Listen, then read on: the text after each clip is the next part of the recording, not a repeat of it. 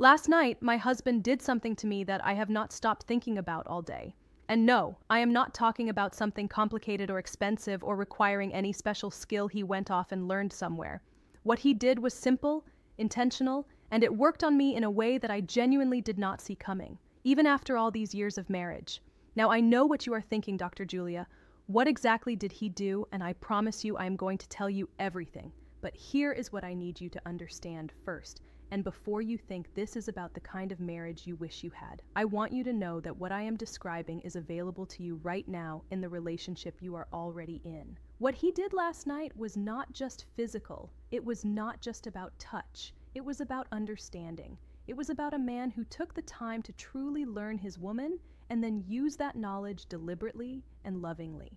And if you are a man watching this right now, especially if you are in your 60s or beyond and you feel like that chapter of your life is somehow behind you, like real desire and real intimacy belong to younger men, I need you to stay with me because everything I am about to share with you is going to change how you think about that. My name is Dr. Julia Rhodes. I am a men's sex therapist with over a decade of clinical experience, and I have dedicated my career to helping men, real men, loving men, men who have given decades to their relationships reclaim their confidence, their connection, and yes, their sex lives. I have sat across from men in their 60s, their 70s, even their 80s, who walked into my office convinced that the best years of intimacy were behind them. And I have watched those same men leave with a completely different understanding of what connection can look like at this stage of life.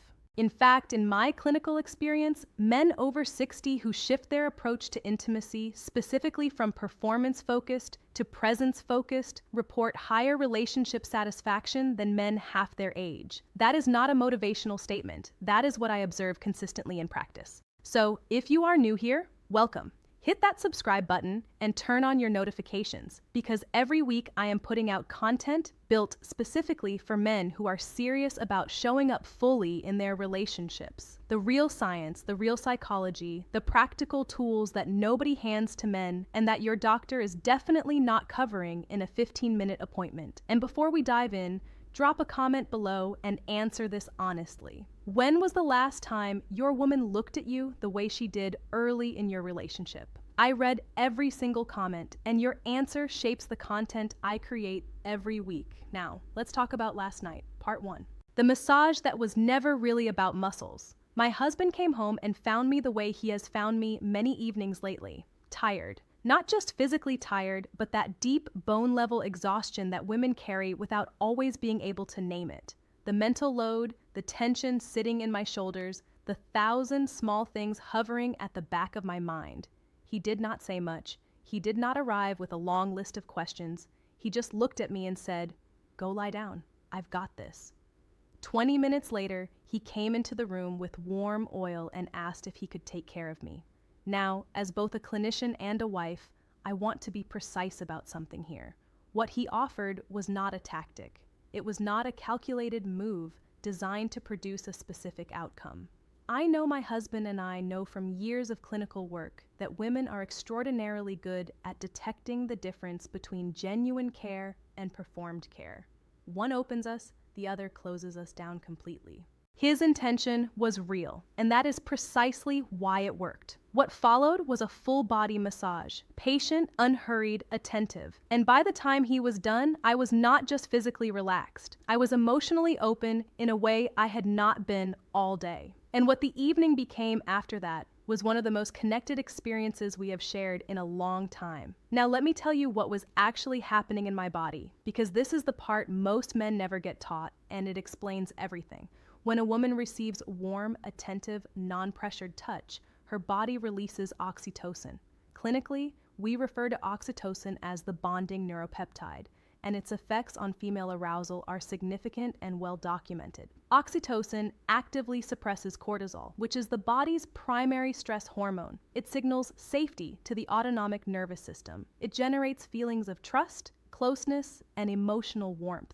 And critically, it creates the neurological conditions under which genuine desire becomes possible. Here is something I explain to nearly every man who comes through my office. A woman's body cannot access real arousal while it is holding stress. This is not a personality trait. This is not her being difficult or withholding. It is straightforward physiology. Cortisol and the hormones responsible for female arousal, primarily estrogen and dopamine, are in direct biological competition. When the stress response is dominant, the arousal response is suppressed every time without exception. This is why so many men in long-term relationships, particularly as life becomes more demanding, find their partners less and less available for intimacy. It is not that attraction has disappeared. It is that she is living in a body flooded with cortisol, and no amount of goodwill on either side can override that biological reality without first addressing the stress itself. Therapeutic attentive touch is one of the most clinically effective interventions for shifting a woman out of that stress state, not because it is a shortcut to sex, but because it is a genuine reset for her nervous system. My husband did not simply give me a massage last night. He created the neurological conditions for desire. He moved my body from a cortisol-dominant state to an oxytocin-dominant one, from defended to open, from depleted to present. And he accomplished this entirely through patience and care. Now, I want to speak directly to the men watching this who are in their 60s. Many of the men I work with in this age group carry a quiet belief that their bodies have become liabilities. That slower arousal, changes in stamina, differences in physical response mean they are somehow less capable as partners. I want to address that directly. In my clinical practice, I consistently observe that the physical changes associated with aging in men, when reframed correctly, become genuine advantages in intimate relationships. Younger men are neurologically driven toward speed. Their arousal systems push them toward urgency, toward their own release, toward finishing. But the men I work with who are in their 60s and have done the relational work, those men have developed something no amount of youth can manufacture. They have patience, they have presence, they have the capacity to make a woman feel for the duration of that experience like she is the only thing in the world. And that quality, that unhurried, fully attentive presence is precisely what produces the kind of intimacy most women spend their entire lives hoping to experience. The massage is the physical expression of that presence. It communicates without words. I am not rushing toward anything. I am here for you, your comfort, your body, your experience. That is the entirety of my focus right now. A woman's nervous system receives that message directly and it responds accordingly. How to do this, right? What the touch needs to communicate. Let me give you the clinical breakdown because I want you to leave this video with something actionable, not just conceptual. First, address the environment before you address her body. Before any touch happens, reduce the mental noise that keeps her in her head. Take something off her plate. Handle a task she has been carrying. This is not transactional. This is what therapists call removing barriers to receptivity. A woman cannot fully receive physical attention when her mind is occupied with unfinished responsibilities. Second, use warmth. Warm oil, warm hands. Cold touch activates a mild startle response in the nervous system, which is the opposite of what you are trying to create. Warmth signals safety and invites the body to soften. Third, and this is clinically important, begin far from anything that could be interpreted as sexual. Start with her shoulders and neck, where women store a disproportionate amount of physical tension. Move slowly down the spine. Give genuine attention to the lower back, then the legs, the feet. Spend real time in each area. What you are doing is systematically deactivating the stress response from the top of her body downward. This is not foreplay in disguise. This is care, and she will know which one it is. Fourth, reduce verbal input. You do not need to fill the silence. Let your hands do the communicating. Occasional soft check-ins are appropriate and actually clinically beneficial because they reinforce attunement. Something as simple as, "Does this feel good?" or "Do you want more pressure here?" signals that her experience is guiding the interaction, but keep it minimal. The goal is to let her nervous system settle, and conversation keeps the analytical mind engaged. Fifth, read her body rather than following a predetermined script. In my practice, I describe this as somatic listening. Her body is giving you real-time information through size, muscle release, the direction she leans, the rhythm of her breathing. The men who become genuinely skilled at intimacy are the ones who learn to track these signals and respond to them fluidly. This is a skill that develops over time with a consistent partner, and it is one of the most profound advantages of long-term relationships. Part 2, the moment he made it entirely about me. After the massage, something shifted in the room. And this is the second thing I want to address today, because clinically and personally, it may be even more significant than the first. My husband made the rest of the evening entirely about my experience. I want to be careful about how I frame this because I am not talking about performance. I am not describing a man going through a checklist of generous behaviors. I am describing a man who was genuinely completely oriented toward my pleasure, curious about what I was feeling, responsive to what my body communicated, entirely present with me rather than somewhere inside his own experience. In clinical terms, what he demonstrated is called other-focused intimacy, and the research on its effects in long-term relationships is compelling. Studies consistently show that partners who report their significant other is genuinely focused on their pleasure during intimate encounters demonstrate significantly higher levels of desire, higher frequency of initiation, and higher overall relationship satisfaction. The mechanism is not complicated. When a woman consistently experiences a partner who is truly invested in her pleasure, her brain begins to associate intimacy with safety and reward. Desire becomes self-reinforcing. She stops avoiding it and starts seeking it. I have worked with many couples over the years where the presenting issue was low female desire. And in a significant proportion of those cases, what we discovered through the therapeutic process was not a hormonal issue, not a psychological disorder, not a fundamental incompatibility. It was simply that the woman had learned through accumulated experience that intimacy was primarily for her partner and only incidentally for her. And her desire had quietly shut down in response to that learned reality. This is one of the most important things I tell the men in my practice. Your woman's desire is not a fixed quantity. It is not something she either has or does not have. It is a response. It responds to her environment, to her stress levels, to her emotional connection with you, and profoundly to whether her pleasure is genuinely centered in your intimate life together. When it is, desire grows. When it is not, desire recedes. It is that consistent across the women I have worked with clinically. What this means specifically for men over 60. I want to speak very directly to where many of you are right now because this audience is not 25. You have decades behind you. Many of you have been with your partners for 30 or 40 years. Some of you are navigating intimacy and new relationships with a different body, a different pace, different expectations than you carried in earlier decades. And I know that for many of you, there is a quiet internal voice suggesting that maybe this level of intimacy is no longer available to you. I want to challenge that voice with clinical evidence. In my practice, the men who have the most vibrant, most genuinely satisfying, intimate lives in their 60s and 70s share a specific common characteristic. They have made what I call the orientation shift. They have moved from measuring intimate success by performance metrics, which is a framework that becomes increasingly frustrating as the body changes, to measuring it by relational quality. Did she feel desired tonight? Did she feel safe? Was she fully present? Did I bring my complete attention to her experience? When that shift happens, something remarkable follows.